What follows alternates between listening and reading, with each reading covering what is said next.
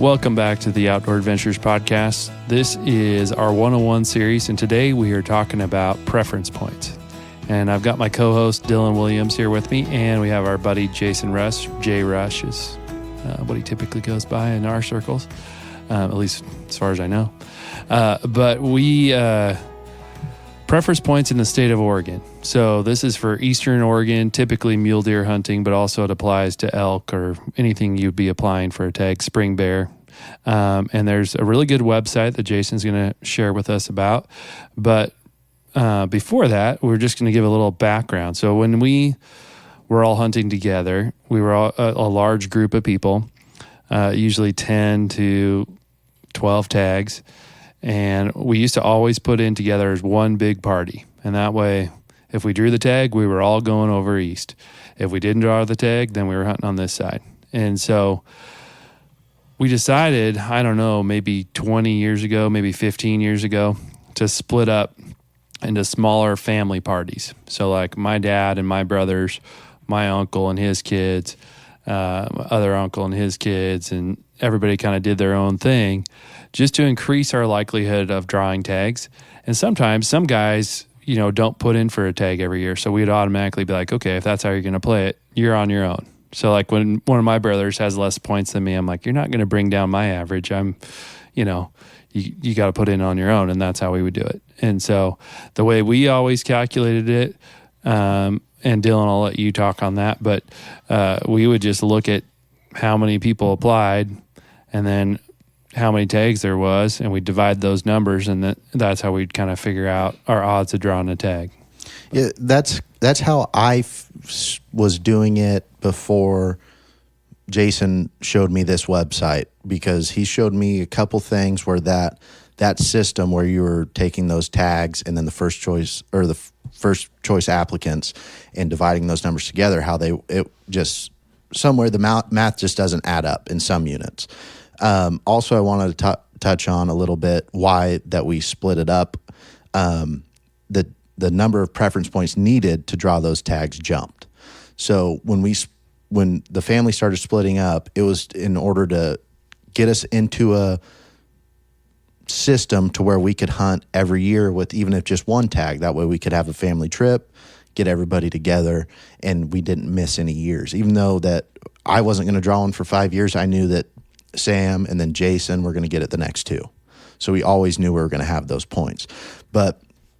And then we kind of added a couple more people like John. John's now my guy that I put in with. And so we keep getting our odds better. And then we're even thinking about switching a little bit just to get our odds better to have those Eastern Oregon trips together. And then Jason, I was wondering too, if you could talk a little bit on breaking up the series for people, talking about each 100 series and all that stuff and letting them know what that is. Yeah, so I'll preference this all with I'm not a professional at this. It's just what I've learned over probably the last 10 years. When Dylan asked me to be on here, I tried to think back on how I even got onto this website. So the website we talk about and that we use is OregonTags.com. It's put out by Ron Wald, I believe is his name. And from what I understand, Ron Wald, Wold, he does this kind of as a hobby. He gets all the numbers from ODFW. He puts it all together. He has a spreadsheet and a program that does it all. And I've been using it, I think, for the past 10 years, and it's done pretty accurate for me. I know a lot of people that do use it. Excuse me. Before this, it was kind of just shooting in the dark, or like what Dylan said, they used to have a book you could buy that would kind of do the same thing with the points. I don't know how accurate those were. I never used them. We would just kind of put in for what we wanted, and if you didn't get it, it was like, oh well. So I stumbled upon this, and it was either somebody that I worked with kind of turned me onto it, or I know I used to do a lot of research for salmon and steelhead fishing on a website called iFish, and they have a hunting forum. So it could have been off of there. But once I started using this and kind of got the idea of how it worked, we've been using it a lot. I've used it to get second choice hunts, elk hunts, and not have to waste any points. And like I said, everybody that I've talked to about it and that have used it, it's pretty accurate on if it says you're going to get it with this many points, they've got it. If it says you have a 78% chance, and I know 3 people that put in for it, 2 have gotten it, 1 hasn't, so I think it's pretty accurate. I've actually listened to, I don't know if you guys knew ODFW has a podcast, and the gentleman that puts this website on was on there, and he talked about the whole process of what he has to do to get through it all. And it's a pretty big endeavor. So I'm pretty appreciative of him putting this out every year, because it's kind of a game changer versus, trying to do it on your own. So. Didn't you tell me that it kind of started with him wanting to go hunting with his family or something and not understanding why he didn't draw tags or something? I believe so. I'd have to go back and listen to the podcast. I think he put in for tags thinking that he was going to get it, and then he didn't end up drawing it. So then he went to ODFW and talked to their kind of statistician and learned how it all worked. And then once he figured that out, he, made the program that he could figure out exactly how many points it should take.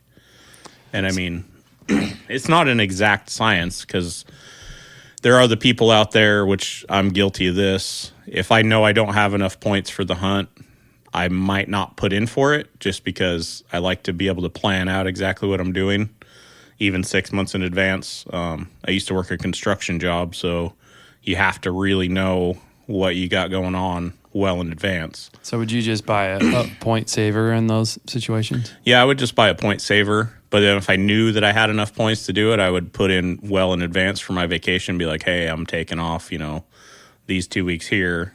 And I'd put in for it, a long time in advance, put in for the tag, and then draw the tag. The profession that we're in now, me and Dylan, it's kind of easier to take time off. So I will put in for hunts that I don't, that not 100% chance. But a lot of times, especially with my son Lincoln starting his hunting, he just turned 12. I kind of want it more planned out, because I don't want to draw a tag the same year that he draws a tag and then waste my points or his points, because we'll only be able to go to 1, right. So that's kind of where I'm at with that. Yeah, if you want to touch on the youth hunting too, and just because you've got more experience than that than the rest of us do, because you guys have already Lincoln got a deer last year. Yeah, I didn't put in for any tags last year, any draws, because he didn't have his hunter safety in May. He got that in June, I think. So that was the other thing, is hunter safety is just, it was so hard to find the in-person part of the class. So he had taken the whole online part, but to find the in-person field day that he had to do was, I had him signed up for one in Scappoose.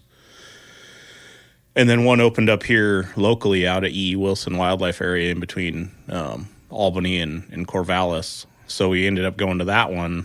And then I canceled the one in Scappoose. But there was people at the one at E. Wilson that were from Eastern Oregon, Klamath Falls, Medford, the Portland area, because you just couldn't find the field days. So these people were actually driving, getting a motel room, and then going to the field day so that their kids could get their hunter safety for that year's season.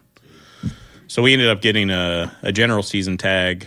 I did get the Weyerhaeuser recreational permit for the Snow Peak area, which I always said I wasn't going to, because I don't think it's right that they, kind of charge you for being on the land that they get a good tax break on. And then some of the land up there is even BLM land. It's just landlocked by them. So, but I broke down and did that. You can get 2 cords of firewood and a Christmas tree and stuff. And the main reason I did is because that's where we used to hunt when I was a kid. And I wanted to take Lincoln to these areas that I used to hunt and just show him, like, yeah, we used to do this. And, this is where we, saw a big herd of elk. This is, where I got my first deer. Because the area where I got my first deer is up in there, so there's no way he would ever see that. So, and it was good. That was money well spent. Yeah, we used it a lot, and I probably figured I probably saved as much in gas not having to drive like up onto the pass to go hunting. So I think it was all right. And it worked out. He got a spike, so he was pretty excited. So it was a good, it's pretty cool. Good thing. So, so when it comes to the youth hunts, and this is another thing, and I don't even remember how I figured it all out. I think it was kind of doing some research, was looking over hunt numbers on this website, and I noticed that there was an antelope hunt that is a youth hunt, but it takes 15 points. And I thought to myself, how does a youth get 15 points to be able to put in for an antelope hunt? You got to start at age 2. Well, what I found out doing some research is the Mentored Youth Program gets you points, and you can sign them up for that. I think it's when they're 9. I think it's when they're 9, Yeah. and you can actually start buying preference points when they're 9.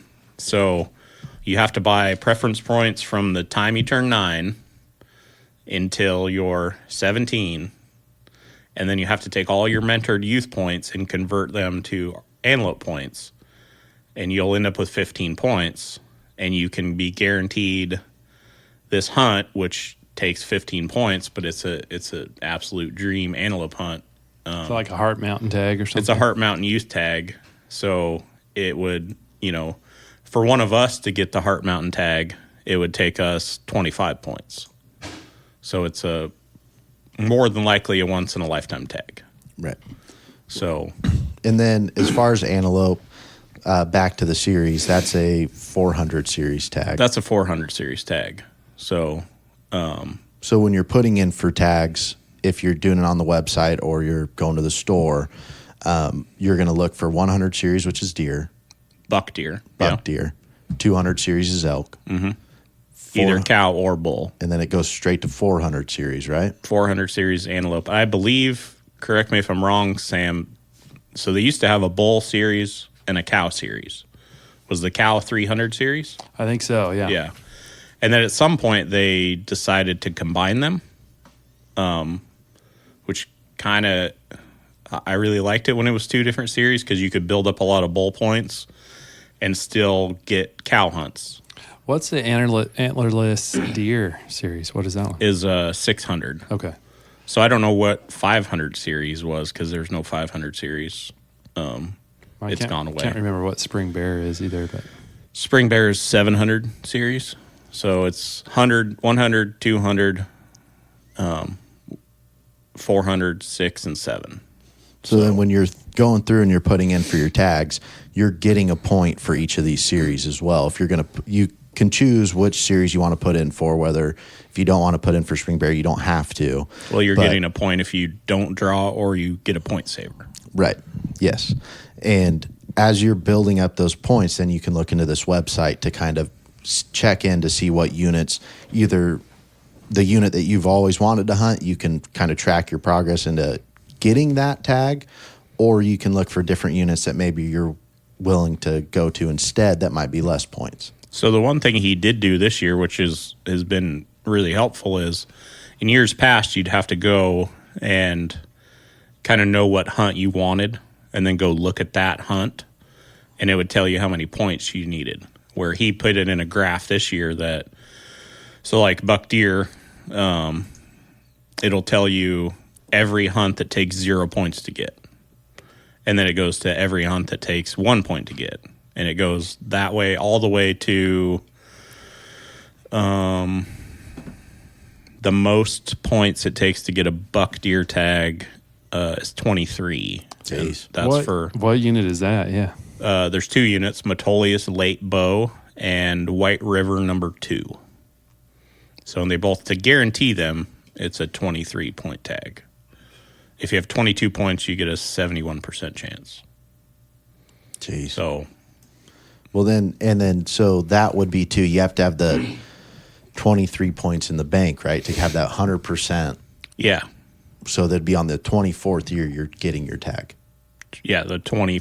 So because you start out with 0 points, so 24 years of putting in and not drawing, or 24 years of paying the $8 for your preference point. So That's insane. Well, that's a lot of years. Yeah, that is. They must have some big bucks in that unit. yeah, and for it to be a bow tag, Matoli's late bow, which I don't know what the Probably a rut tag. Yeah, that rut. probably a rut tag, and I've never hunted the Matoli's unit, but I've heard lots of stories of some nice deer.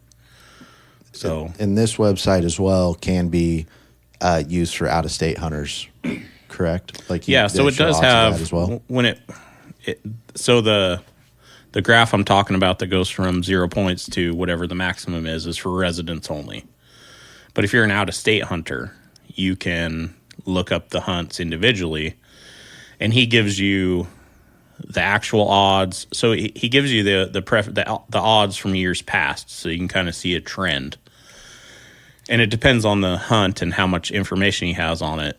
And then he'll also give you the non-resident odds. I thought maybe he even gave you odds on guide tags. I'm not sure. Yeah, and we, growing up, we would always say, okay, this unit is a 2-point tag or a 3-point tag.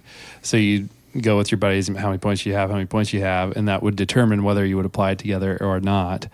And so, and then you just learned the units, and you knew kind of you're going to draw it. You'd have to keep that card that told you how many points you had, or you'd have to go to Buy-Mart and they'd look it up for you. Yeah, have them tell you, what do I got again? Yeah. Now it's all online, which is pretty handy. So the one he gives you some good advice on here, and one piece of advice he gives you is if you're putting in for a party, and not saying that people aren't honest, but he said make sure you see everybody's points. Don't just, Bob over there says he's got 5, so we put him in our party. He really only has 2, so that can drop your odds quite a bit. So I don't know if you want to touch on how parties work. Yeah, do it. So everybody has points, and you can put in individually or as a party. And when you put in as a party, like if me, Sam, and Dylan are putting in, and Sam has 5 points, I have 5 points, but Dylan only has 1 point, it's going to average ours out. So it would add us up to 11. We divide it by 3, and then it would drop everybody's points down to that. Which would be like 3 points, right? Because Yeah, you don't get points. fractional points, do you? So if it's over, they round up and round down. So maybe we'd get 4 then. If it's We could do It's that. pretty close to if 4. it's 0.51 or over. That scenario you had, we would be at round up. 11. So Yeah. 11 Divided by 3 is, pretty close to 4. yeah. So we might get 4 points. But we'd still, you and I both lost a point in that We scenario. both lost the point, but if we really wanted Dylan to go with us, and the hunt only took 4 points, and we were going to go anyway, we're kind of throwing that last point away anyway. Yep. Because True. and I'm kind of in that situation right now. I have 10 elk points.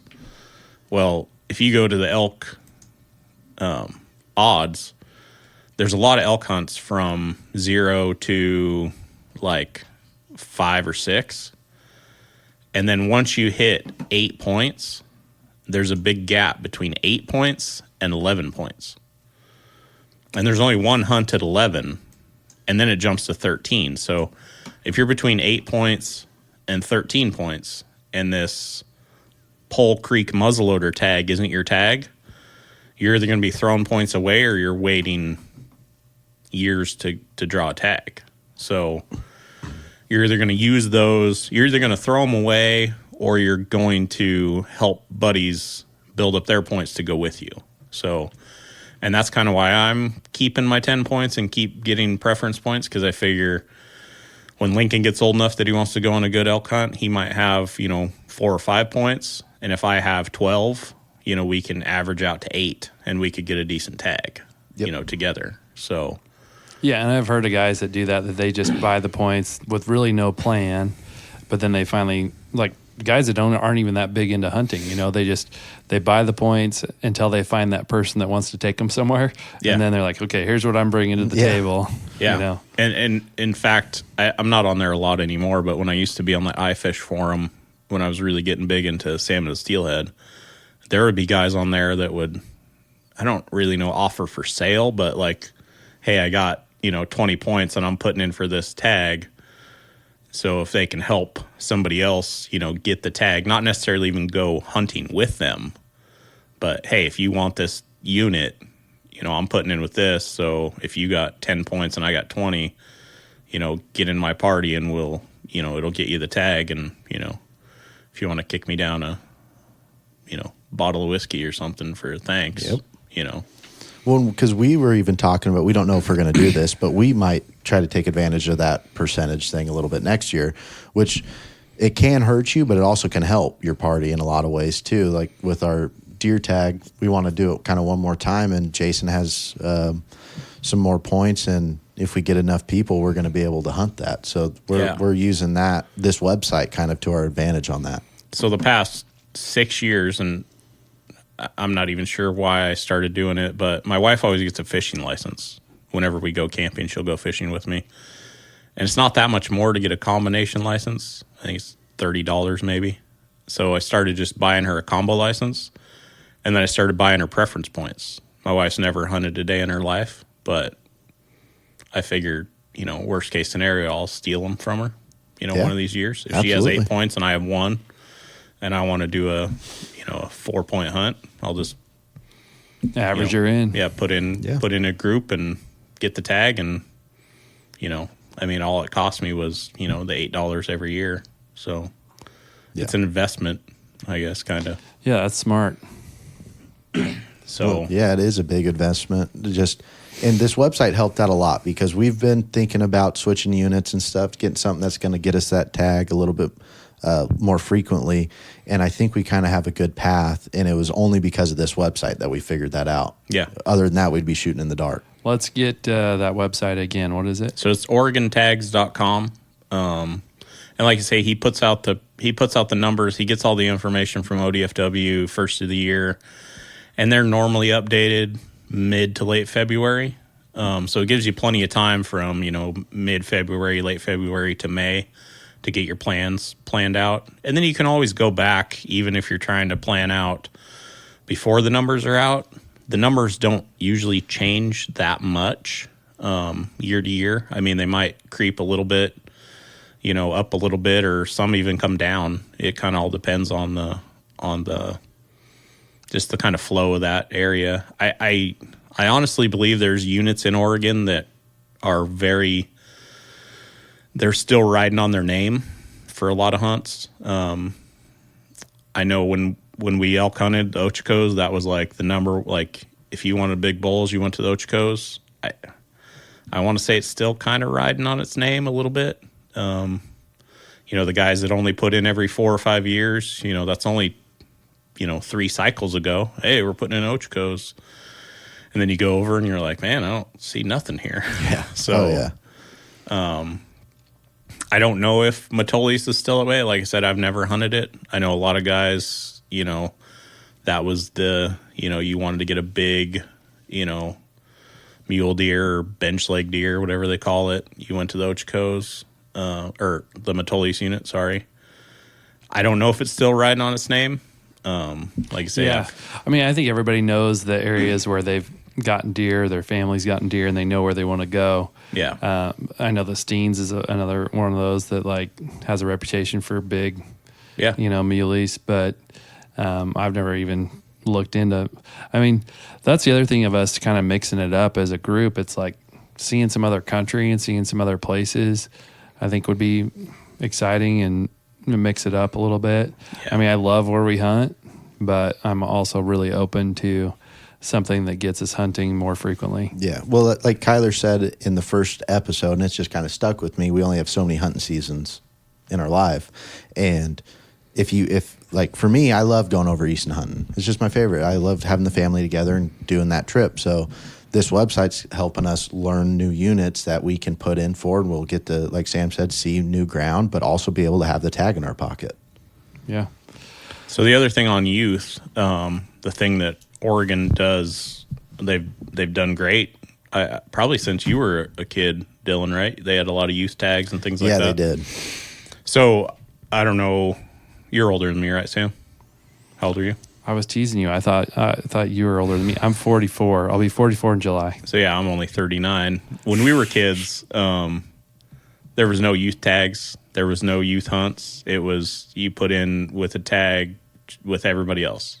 So now they have youth-specific tags. They have the Mentored Youth Program, which is a good thing to get your kid, maybe even get them trying hunting, before they even get their hunter safety. They can hunt on your tag with your weapon, kind of get them used to, going out in the woods with you. They can carry the gun. Even if they don't actually take a shot, at least it's legal for them to be out there carrying your gun, hunting on your tag. And you got someone packing your gun for you. I mean, exactly. That's a win. It's a huge win.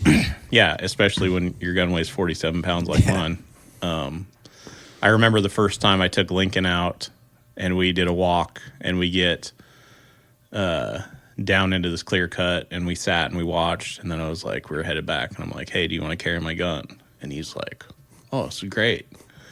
And his face just lit up, took pictures, sent it to my wife, and he was so excited. And I was so excited because I just didn't want to carry it. Yeah. So, and they also get preference points for that. So when you sign them up for the Mentored Youth, even if they don't actually go hunt on your tag, all you have to do is check that box, and they get an automatic preference point. Mentored Youth I've been doing that with Michael since he was 9. So I've been getting, I've been putting in for a preference point and doing the Mentored Youth Hunt. Yeah. And I think I'm buying a preference point for antelope, deer, and elk. I haven't done like anything else, but with Lincoln, I did buck deer, 100 series, elk, antelope, and antlerless deer. We just put in for a spring bear tag this year. I've never hunted spring bear. I've always got a bear tag just in case I saw one, but I've never actually went out and hunted bear on purpose. So it was kind of just one of those deals you have in your pocket in case you see one. It seems like a lot of people are killing bears this spring. I've seen a lot of successful. I put in for the first time this year too, and we didn't draw. And my other cousin actually had a bunch of spring bear points. But again, I never physically saw them with my eyes. I was just told he had a bunch. So he's like, put in for whatever you want. We're going to get it. But we did it as a two of us with no points and him with whatever he had. So, But it was one of those situations where he's never had someone to go with. Yeah. So he's like, I don't care if you want to use my points. I'm down. Seeing another friend of mine, he put in not as a party, but with the same area as some other guys that knew how to hunt the area. And they didn't get the point or the tag, and he did. So they have no, they don't want to go because it's all the way down around Medford. And he has the tag and has never been. So he's like, well, him and his son, he's like, well, we're just going to go and see what happens. If I shot a bear, I wouldn't have the slightest idea of what to do. Yeah.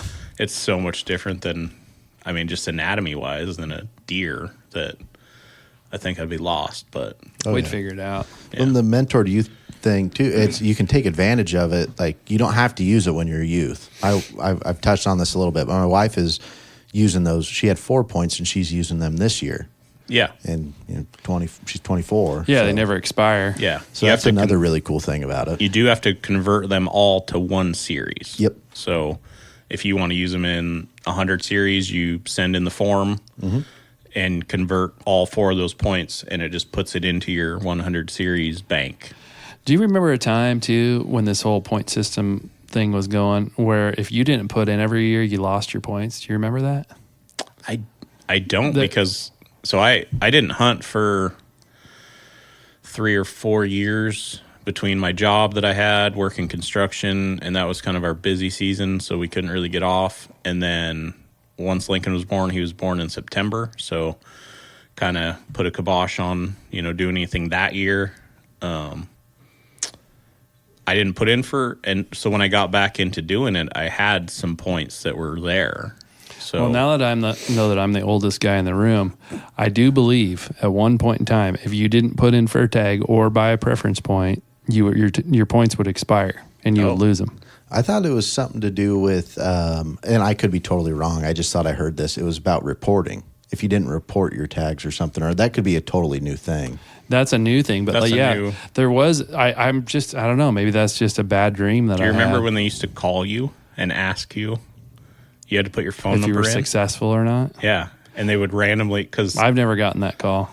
Well, this was back, before the internet was a big thing.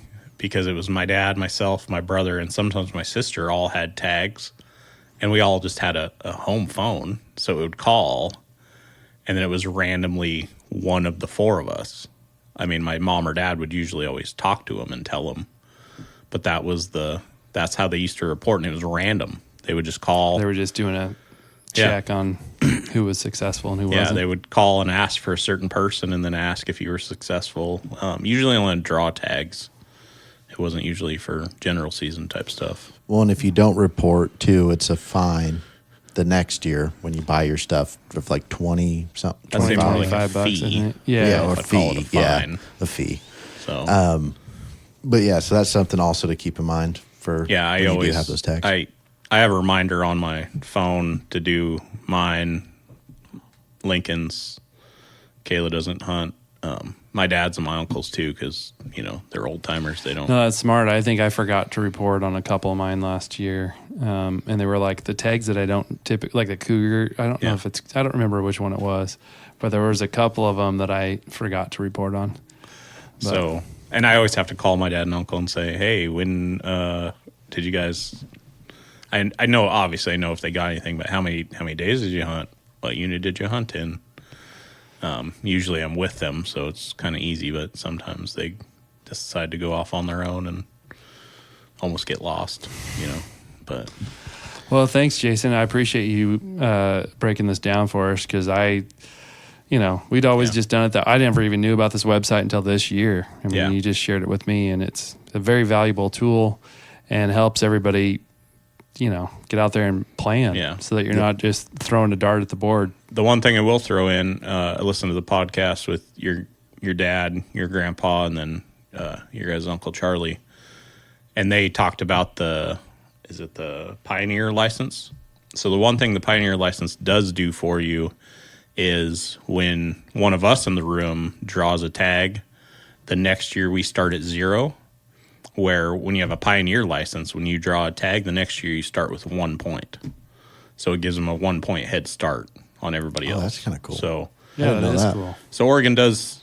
I loved your grandpa's idea of once guys get over a certain age, just kind of give them a tag either for the whole state or, I want this tag and just give it to them, because me and Dylan talked about it a little bit, and there's not going to be many of those guys that are drawing the Eagle Cap Wilderness or Snake River and packing in 15 miles with mules. So, but these guys should be able to get a couple last hurrahs. Yeah, hunt the absolutely. area that they've hunted their whole life and get an animal. So Yeah, I'm all for that for sure. Yeah.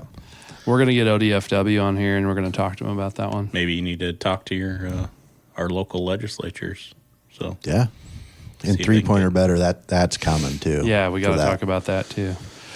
All right. Well, thanks. Appreciate it, Jason. I'm glad that you knew what you were talking about, because, like I say, this We is didn't. all just stuff that I've learned in probably the past 10 years. I'm gonna say. So Dylan and I would be trying to help people with this, and we'd be flipping through the book right now trying to figure Yeah. out. So, So the what other you thing need to that- do. the other thing this website does have is it'll give you like if you know that you want to save up your points for a hunt, he has a section that'll tell you your second choice odds, 2nd through 5th. There's not many hunts that have more than a second choice odd. If they do, you can pretty much draw them with anything. But I've used that in the past to get. We got an elk tag for Fort Rock, Silver Lake, I think, or Paulina East Fort Rock. We didn't see a single elk, but we still went and we had fun. We camped and We saw a lot of deer. But we got a second choice, so it didn't cost us any points. Yeah. Well, and sometimes those tags that are available at second choice are available for a reason. Yeah, But it gets you out there. Yeah, I think that was one where we put in for Ochiko's, and then we put in for its second choice. And it was actually one I think that we changed. So I don't know if you guys know this, that for between May 15th and I want to say beginning of June. Yeah, it was June. I think in the book now it's June 1st, I think, or 2nd. You can actually change your picks. So this was back before the internet you could do it online. And my friend James was the party leader, and he actually had to fill out a form and mail it to ODFW because our second choice, we'd put a different hunt in. And then on this website, I found out that we had a good odds of getting that East Fort Rock tag. So James filled out the paper, sent it in, and we ended up getting that tag. Yeah, that's good to know. You've got a 2-week grace period to fix something. So, or if you just you figure out that you wanted to put in the bull hunt because you had your points for it and you accidentally put in the spike number. I did that. So yep. I was thinking of that when you were bringing it up. I was thinking of that same thing. Yeah. John and I saw this on my app, saw that I drew the Winnahaw tag. Turned out it was just a spike one. So I actually did. I don't know if you guys listened to any of those ODFW podcasts. Mm-mm. We only listen to Outdoor Adventures podcast. You should open your horizons a little bit. So the ones that I mainly listened to were the ones about the draw and about the points. And they had the lady, and I can't even remember her name, that's in charge of the draw. And she says that they actually go through and they kind of audit the draw. And they've called people in the past that have put in for the spike hunt with 27 points and say, hey, is this really what you wanted? Oh, that's cool. And they would go, no, I wanted the bull hunt. And they will actually change it for them. That's cool. Because they figure, it's going to be stick out like a sore thumb where you have all these people putting in for the spike hunt with 2-3 points, and then you have this one guy with 26 points. Sure. And they're going, wait a second, this is really going to ruin probably this guy's not day. what he wanted to do.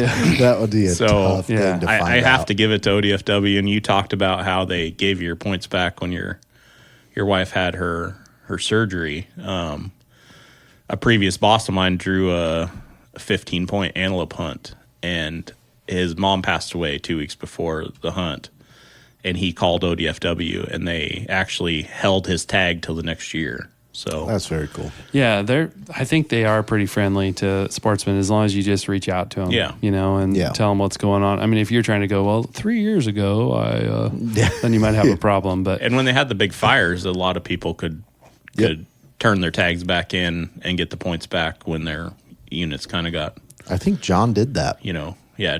Just ruined by the fires. Well, this website's going to be useful for me because I'm that guy that I need that 100% to draw. I've never gotten lucky on a tag. I've never been the guy that gets it, when I shouldn't get it. Yeah. So, and it's good. Like Dylan said, you can plan out if you have, a party of 8 guys, but it's split out, 2 guys, 2 guys, 2 guys, and then your hunt goes from 4 points to 6 points. And you're going, well, crap, there's going to be a 2-year span in there that we don't have any any tags. So it's good you can kind of nerd out on it. You can go on there and look and see what things take and kind of plan out your future. Well, I'm on it all the time now. Like every day I'm checking it like it's going to change. And for some reason, don't know why, even though we already put in for tags, we already know what we're doing, but I'm still looking just in case we miss something. We're like, this is the unit we're going to do next or something, just to see what it'd be. Yeah, I'm going to start playing with it too. I'll go down the rabbit hole on pulling it up on one window and then pulling up, ODFW's maps on the other window. And, this hunt only takes, 3 points. What does it look like? How much, public land's there? And then you can even pull up a Google Earth image and kind of start looking at, what the terrain looks like. And I've done that. Just to, see what's out there. Yeah.